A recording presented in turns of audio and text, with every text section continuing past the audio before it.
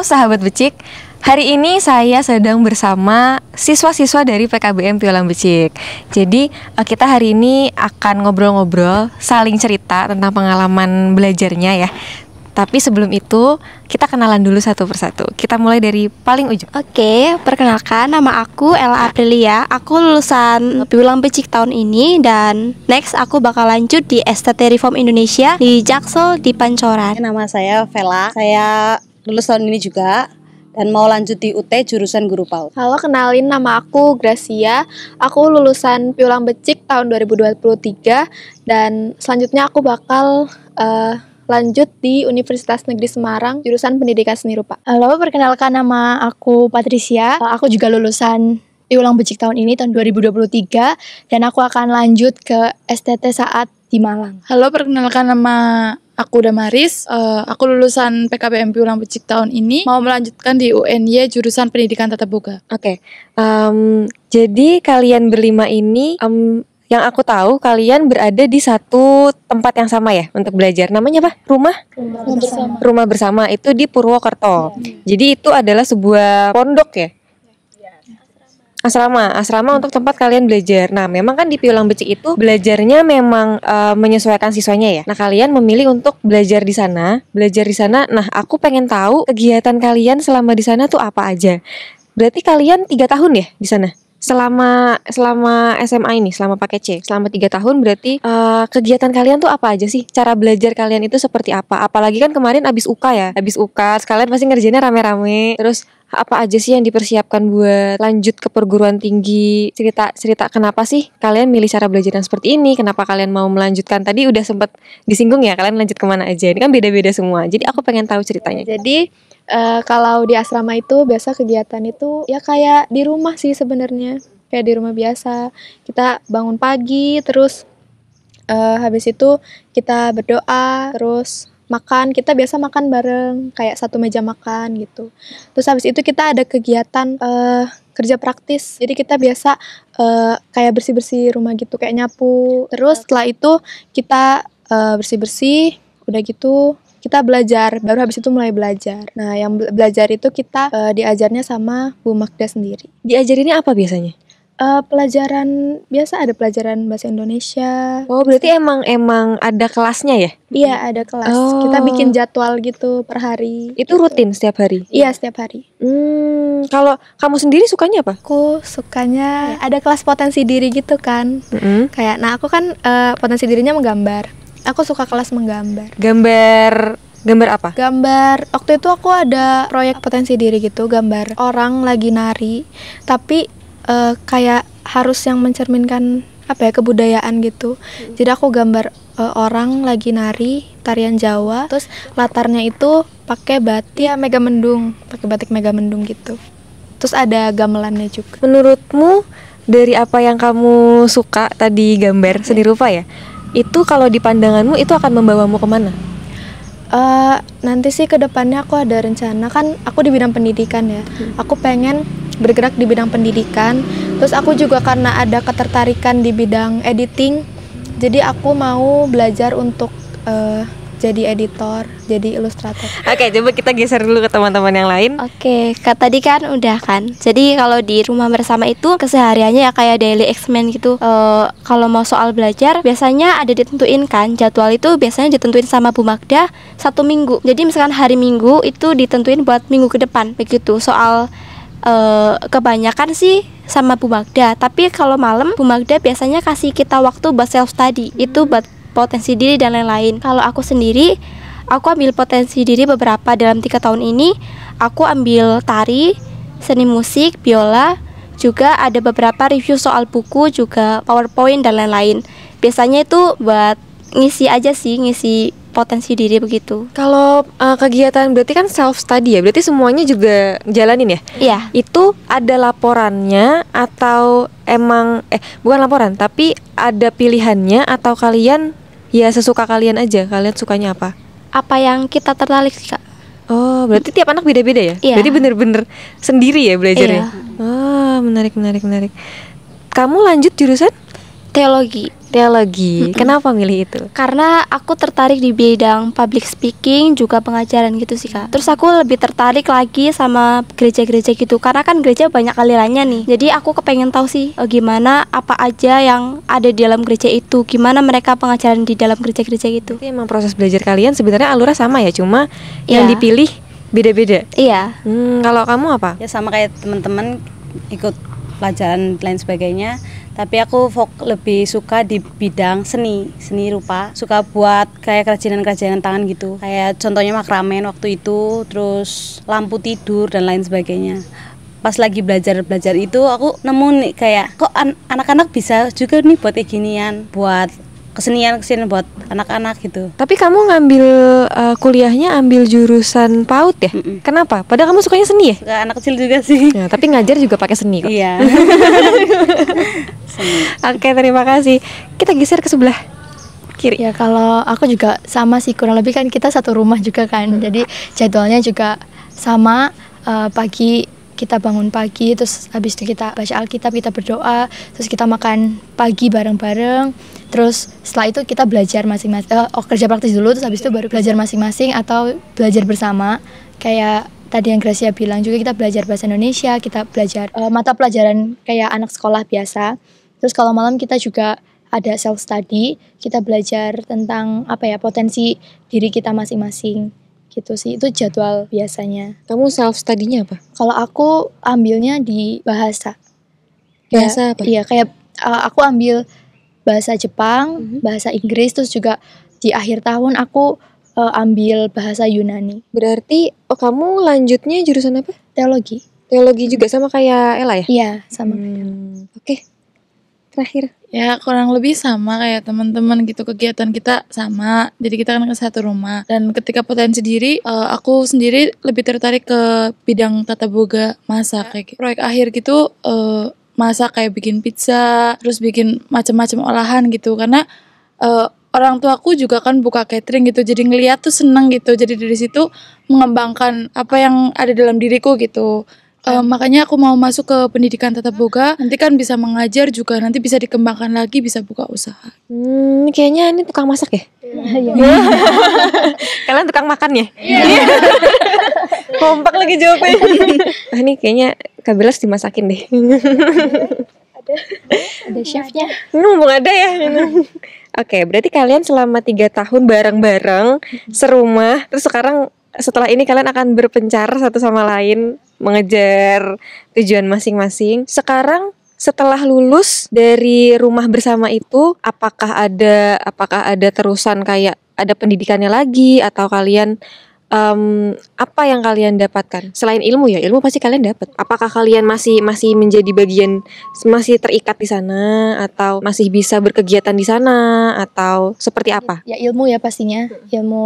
Ilmu akademik biasa dan juga ilmu agama yang ini kita dapat juga. Ya belajar tentang agama gitu ya. Kita dikasih buku untuk dibaca juga, untuk dipelajari juga, dan banyak sih hal yang didapat dari sana. Kedisiplinan juga kita dapat dari rumah bersama, karena kan di sana kan sistemnya ada jadwal gitu kan. Jadi itu yang mendorong kita buat disiplin, untuk tanggung jawab atas apa yang kita dapat gitu. Harus tanggung jawab, kita harus tanggung jawab belajar, tanggung jawab tentang diri sendiri juga gitu sih. Oke, ada lagi yang mau jawab mungkin? Iya, mungkin sama kayak Patricia tadi.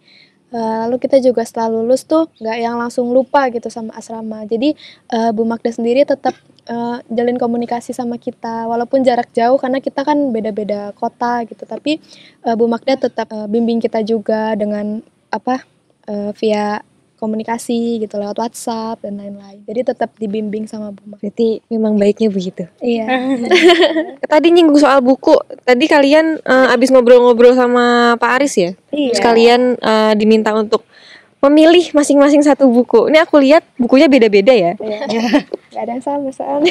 Terus tadi aku dapat kalimat menarik, buku mencerminkan karakter orangnya. Kayaknya aku setuju deh. Coba ditunjukin, kamu bukunya apa? Oke, aku dapat buku dari Malcolm Gladwell. Judulnya The Tipping Point. Aku milih ini karena ada kalimat di sini, bagaimana hal-hal kecil berhasil membuat perbedaan besar. Di sini aku tertarik karena aku orangnya insecurean, Kak.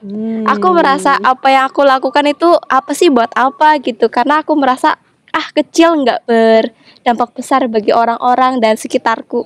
Tapi kayaknya nih buku menarik banget karena bilang kamu bisa kok, secara nggak langsung ya, kamu bisa kok dari hal kecil bisa membuat dampaknya lebih besar gitu sih. Coba kamu apa? Sekolah Merdeka. Kalau aku dapat Sekolah Merdeka. Kenapa aku dapat ini? Karena di belakangnya ada tulisan kalau guru tuh mendidik anak bukan cuma pelajaran tetapi juga pribadi, mendidik pribadinya gitu. Bagus sih kelihatannya. Semoga aja betul. Gitu sih. Sekolah Merdeka. Iya. Kalian merasa sudah merdeka belum? Merdeka banget. Pendidikannya. Kamu apa? Kalau aku dapat The Power of Now dari Eckhart Tolle. Ya, jadi Bacanya gimana ya itu ya? ini pedoman menuju pencerahan spiritual. Jadi tadi aku dapat ini kan. Terus aku baca dalamnya itu dia bilang Anda berada di sini agar tujuan ilahi di alam semesta terungkap. Karena itu betapa pentingnya diri Anda. Kayak apa ya? Tertarik aja gitu. Betapa pentingnya diri Anda. Kalau aku buku judulnya Mindset dari Dr. Charles S. Dweck. Pas aku pilih-pilih buku, aku agak bingung sih mau pilih yang mana. Karena semuanya bagus-bagus juga bukunya. Kayak bermutu semua, kayak bagus-bagus, pengen ambil semua tadi. Tapi setelah itu lihat ini, aku tertarik sih karena ini bisa mengubah mindset aku tentang bisnis dan juga tentang hubungan dengan sesama, relationship gitu kan. Jadi waktu aku baca belakangnya ini biografinya, wah kayak kelihatan bagus banget bukunya. Ini juga bisa untuk kedepannya juga kayaknya bermanfaat juga karena mengubah mindset kita tentang tadi yang bisnis, parenting, school dan relationship itu sih. Jadi aku tertarik sih baca buku ini dan tadi juga teman-teman juga pada rekomendasiin ini deh, kayaknya cocok buat kamu. Gitu jadi ya udah deh aku pilih ini aja. Kalau aku sendiri ambil buku berjudul Hening Adalah Kunci Terpenting karyanya Ryan Holiday. Di sini kenapa aku ambil buku ini karena aku bukanlah orang yang pendiam. Ya, banyak ngomong gitu, nggak bisa memusatkan pikiran dalam segala hal gitu, nggak bisa fokus, sulit untuk fokus. Jadi kayak pengen belajar gimana sih biar bisa fokus di dalam segala hal gitu. Oke, kalau tadi ada pertanyaan tentang setelah kalian lulus tuh kalian masih bisa belajar lagi di rumah bersama atau enggak dan lain sebagainya. Aku mau tanya lagi yang bersinggungan dengan itu terkait setelah lulus kalian kan di kota yang beda-beda ya. Nah, yang kalian lakuin tuh apa sih? Setelah ini tuh kalian mau apa? Siapa yang mau jawab? Oke, jadi setelah lulus ini kita bakal kuliah kan masing-masing.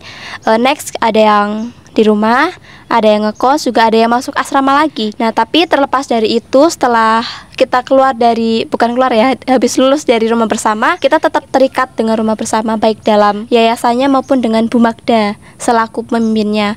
Jadi setelah itu, setelah dari rumah bersama itu, kita tetap dapat biaya beasiswa, baik untuk kuliah, untuk makan, hidup, juga untuk uang saku. Jadi nextnya ya kita tetap terikat terus sama Kak Magda dan rumah bersama begitu sih. Setuju, karena pendampingan memang sifatnya harusnya terus. Iya. Aku setuju. Oke, terima kasih teman-teman. Akan aku tutup dengan pertanyaan kesan dan pesan.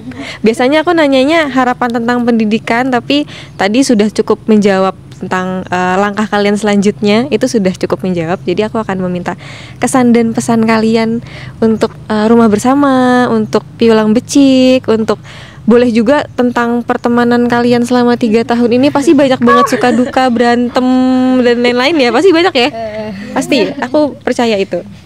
Bisa dari Ella lagi. Kalau buat rumah bersama, kesannya tuh sangat luar biasa karena aku bisa menemukan teman-temannya bisa menjadi saudara buat aku. Terus emang banyak sih kenangan-kenangan ya. Ada berantem, kadang nangis, kadang ketawa sampai nggak bisa berhenti gitu kan. Itu aku suka banget sih karena di rumah aku kan nggak punya saudara yang seumuran kan. Ada tapi udah tua-tua, jadi nggak bisa buat bercanda. Untuk pesan kedepannya, aku berharap sih untuk rumah bersama bisa membentuk karakter-karakter orang yang baru supaya bisa menjadi karakter yang lebih baik lagi dari sebelumnya gitu. Untuk Piulang Becik, aku juga senang banget bisa kenal sama Piulang Becik karena indah banget, bangunannya indah, juga pendidikannya indah sih menurutku. Pesan kedepannya semoga bisa lebih baik lagi, karena mungkin ada beberapa kendala gitu kan. Tapi next semoga lebih baik aja sih. Ya kurang lebih sama ya. Nanti kamu jawabnya Kopas. 1, 2. Kompas 1, 2, 3. Ya kalau buat rumah bersama pastinya akan terus menjadi tempat buat kita, terus jadi tempat yang sama untuk kita pulang. Terus kalau buat Piulang Becik, iya sama kayak teman-teman, ini kali pertama untuk sekolah homeschooling gitu. Awalnya bingung ya sekolah homeschooling gimana, tapi pengarahan dari homeschooling bagus banget buat kita ngerti juga gitu sih. Kalau aku buat rumah bersama, mungkin mau ngucapin terima kasih aja. Terima kasih udah bimbing, mendukung, mengajar, juga membentuk karakter kita semua. Gak ada kata yang bisa diucapin lagi selain terima kasih yang sangat banyak buat rumah bersama. Terus juga untuk Piulang Becik tetap melahirkan anak-anak yang hebat dan luar biasa. Kalau aku sendiri untuk rumah bersama, ya aku bersyukur banget sih karena aku bisa ada di situ, ada di rumah bersama selama 3 tahun. Itu bukan hal yang sia-sia, tapi itu sangat-sangat bermakna buat aku karena di situ kita diajari banyak hal, kita belajar banyak hal, dan aku nggak nyesel sih masuk ke rumah bersama. Dan untuk Piulang Becik juga sama sih kayak teman-teman juga. Ini juga kali pertama aku homeschooling, tapi aku sangat sangat senang dan sangat bangga dengan homeschooling di Piulang Becik ini karena bener-bener belajar dengan merdeka, nggak yang harus dituntut ini itu, tapi merdeka belajar. Kita bisa belajar apa aja yang kita suka, apa yang kita mau, potensi diri kita bisa jadi apa aja gitu, belajar apa aja, nggak harus ini nggak harus itu, tapi bener-bener ya merdeka belajarnya. Dan aku seneng banget sih karena bisa menjadi salah satu bagian dari Piulang Becik, dan harapan untuk Piulang Becik kedepannya supaya Piulang Becik semoga semakin maju, juga bisa menjadi sekolah yang lebih lagi berkualitas gitu ya. Terus juga tadi Gracia, aku juga ikut Gracia ya, melahirkan para murid-murid yang luar biasa juga gitu. Sama sih, kayak bersyukur gitu bisa kenal rumah bersama gitu, bisa dibentuk di sana, bisa bertemu teman-teman yang seangkatan yang ada kadang suka, kadang duka, kadang kayak ketawa sampai nggak berhenti gitu kan.